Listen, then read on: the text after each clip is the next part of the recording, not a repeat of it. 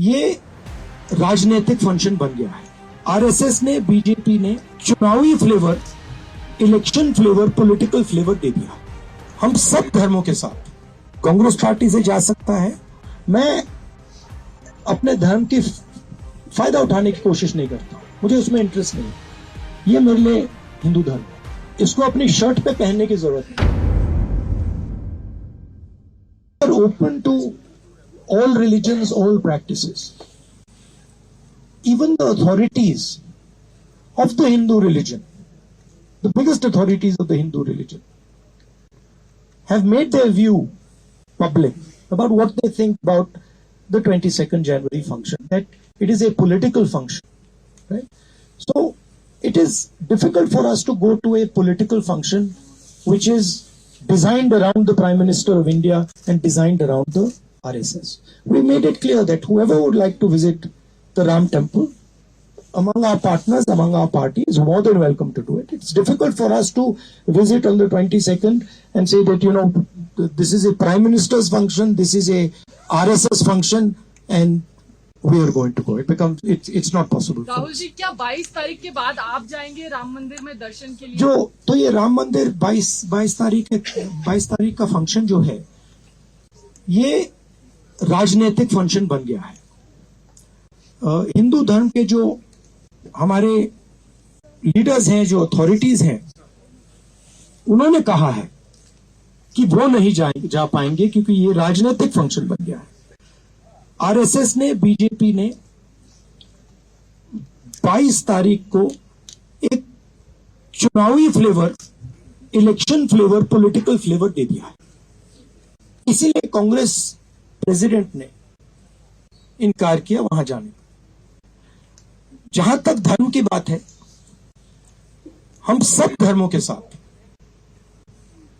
यह कहना चाहते हैं कि जो भी जाना चाहता है जा सकता है, कांग्रेस पार्टी से जा सकता है, but we cannot be party to a political function. It becomes very difficult for us when the Prime Minister of India and the RSS, our principal opponents, have captured a function and turned it into a election function. आपने जो सवालों का जवाब दिया, इससे जुड़ा हुआ एक सवाल है कि आप जब परेशान होते हैं तो आप कैलाश मानसरोवर यात्रा भी गए थे, जहाज से नीचे आए, आप अपने को शिव भक्त भी करते हैं और शिव भक्ति करते हैं, लेकिन उसके बावजूद सियासत में जब बीजेपी और प्रधानमंत्री तमाम लोग कहते हैं कि कांग्रेस पार्टी, गांधी परिवार हिंदू विरोधी है, तो उसका जवाब कैसे देंगे? देखिए, जो मेरी सोच है, जो सचमुच में धर्म को मानता है वो धर्म के साथ पर्सनल रिश्ता रखता है, वो अपनी लाइफ में धर्म का प्रयोग करता है। जो धर्म के साथ पब्लिक रिश्ता रखता है, मतलब जो धर्म यहां पे पहनता है, वो धर्म का फायदा उठाने की कोशिश करता है। मैं अपने धर्म की फायदा उठाने की कोशिश नहीं करता हूं, मुझे उसमें इंटरेस्ट नहीं है। मगर मैं जो धर्म है, उसके जो प्रिंसिपल्स हैं, उससे अपनी जिंदगी जीने की कोशिश करता हूं। तो मैं लोगों के साथ ठीक से बर्ताव करता हूं, लोगों की इज्जत रखता हूं। जब कोई मुझे कुछ कहता है, मैं अहंकार से नहीं बोलता हूं, उसकी बात सुनता हूं, नफरत नहीं फैलाता हूं। यह मेरे लिए हिंदू धर्म है और इसका मैं अपनी जिंदगी में पालन करता हूं। मगर मुझे इसको अपनी शर्ट पे पहनने की जरूरत नहीं। जो इसको मानते नहीं है, उनको शर्ट पे पहनने की जरूरत होती है। तो ये बात है। बीजेपी का जो मॉडल है, जो नफरत भरा हिंसा का मॉडल है, वो अन्याय का मॉडल भी है। उसमें 2-3 बड़े उद्योगपतियों को देश का पूरा धन मिल जाता है।